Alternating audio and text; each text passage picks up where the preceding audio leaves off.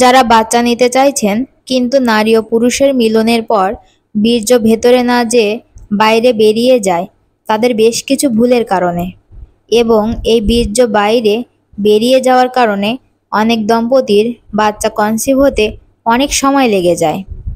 বাচ্চা গর্ভধারণ করতে গেলে বীর্য সঠিকভাবে জরায়ুতে প্রতিস্থাপন না হলে বাচ্চা কনসিভ হয় না।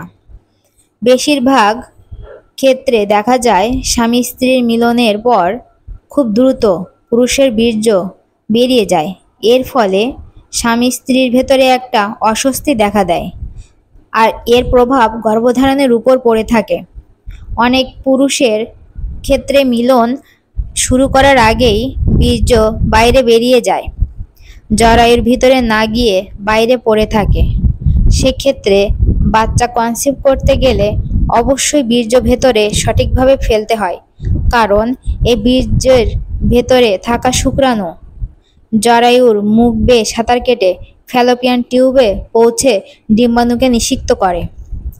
সেই কাজে যদি বাধাপ্রাপ্ত হয় তাহলে বাচ্চা হওয়ার সম্ভাবনা নেই বললেই চলে। এজন্য অবশ্যই আপনাদের খেয়াল রাখতে হবে মিলনের সময় যেন বীর্য সঠিকভাবে ভেতরে প্রবেশ করে।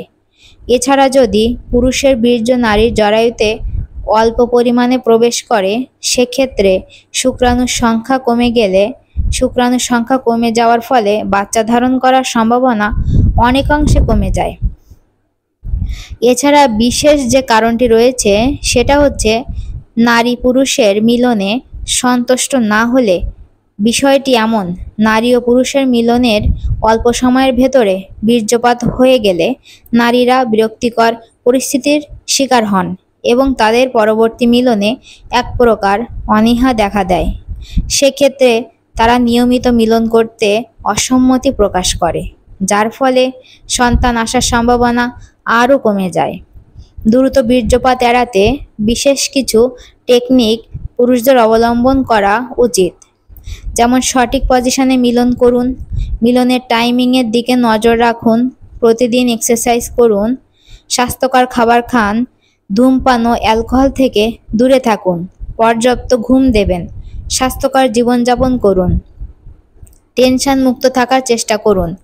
এই বিষয়গুলোর দিকে নজর রাখুন এবং মাসিকের 10তম দিন থেকে 20তম দিন পর্যন্ত একদিন পর পর সহবাস করুন। তাহলে বাচ্চা হওয়ার সম্ভাবনা অনেক অংশে বেড়ে যাবে, কারণ এই সময়টা নারীদের উর্বর সময় থাকে। অনেক সময় পুরুষের বাচ্চা ধারণ করতে দেরি হলে তখন পুরুষ নিজেকে দোষী মনে করেন। তার ফলে পুরুষের স্নায়বিক চাপ বৃদ্ধি পায় এবং এর ফলে আরও দ্রুত বীর্যপাত হয়ে যায়। দ্রুত বীর্যপাত কিছু ক্ষেত্রে রোগের জন্যও হয়ে থাকে, যেমন প্রোস্টেট গ্রন্থির ইনফেকশন, হরমোনের সমস্যা, দুশ্চিন্তা, আরও নানাবিধ কারণে হতে পারে। এ সকল কারণে পুরুষের বীর্যের গুণগত মান কমে যায় এবং সন্তান ধারণের ক্ষমতা কমতে থাকে। এমন সমস্যা দেখা দিলে সেক্ষেত্রে অবশ্যই দ্রুত পুরুষ বিশেষজ্ঞ ডাক্তারের পরামর্শ নেওয়া উচিত, না হলে বাচ্চা কনসিভ করতে সময় বেশি লাগবে। ধন্যবাদ।